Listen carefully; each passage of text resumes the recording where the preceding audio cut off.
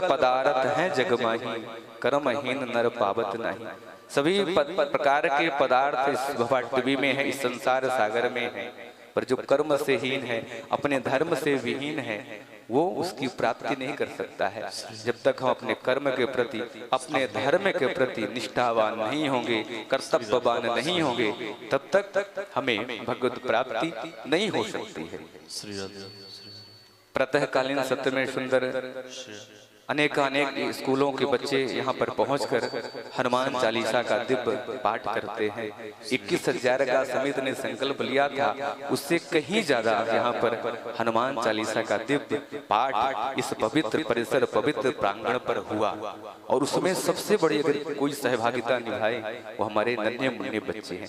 तो एक बार जोरदार तालियों से जितने भी स्कूल के बच्चे यहाँ पर आते थे, उन विद्यालय के बच्चों का, साथ में स्कूल संचालकों का और समस्त स्टाफों का, क्योंकि पूरे परिकर के सहित यहाँ पर उपस्थित होकर और हनुमान चालीसा की दिव्य गंगा में अवगाहन करते थे। वो तो करते ही थे, साथ में अपने बालकों भी कराते थे। तो हम सबका भी ये परम कर्तव्य है, परम दायित्व है।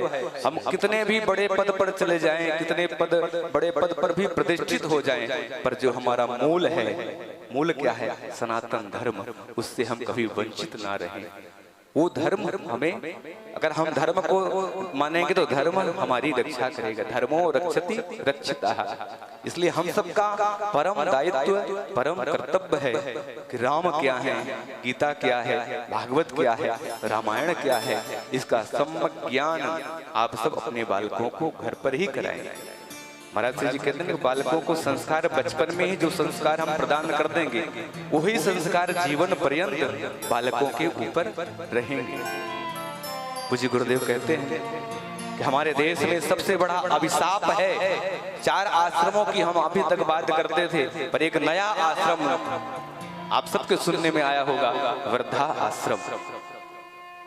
और ये हमारे हिंदू सनातन धर्म के लिए एक कलंक की बात है कि वृद्धा आश्रम खुलते जा रहे हैं, और उसके कारण कहीं ना कहीं हम आप सब हैं। तो हम सबका परम दायित्व है कि अपने माँ बाप का सुंदर सम्मान करें। महाराज जी कहते हैं ना कि मंदिर में ना मिलेंगे, गुरुद्वारे ना मिलेंगे, घर में ही बैठे हैं तेरे भगवान। कर ले माँ को प्रणाम, कर ले पिता को प्रणाम, कर ले माँ को प्रणाम।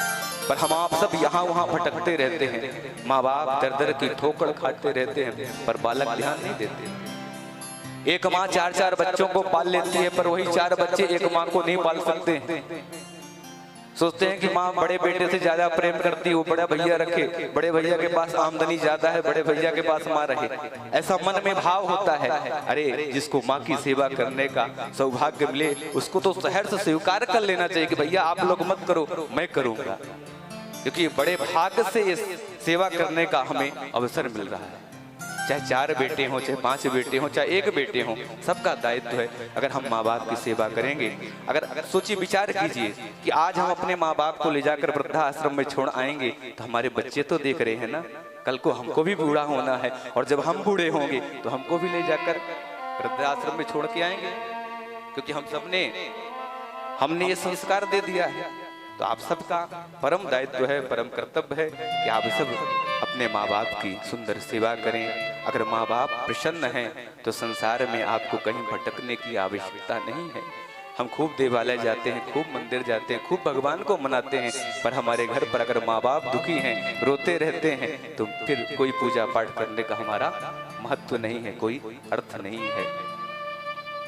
आज सुंदर हम आप सब भरत जी का दिव्य पावन चरित्र श्रवण करेंगे, सबरी जी की दिव्य पावन कथा का आनंद प्राप्त करेंगे कि सबरी जी भिलनी जाति की थी, उनको प्रभु की प्राप्ति हुई।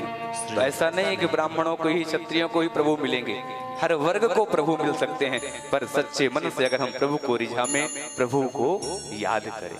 तो आइए ज्यादा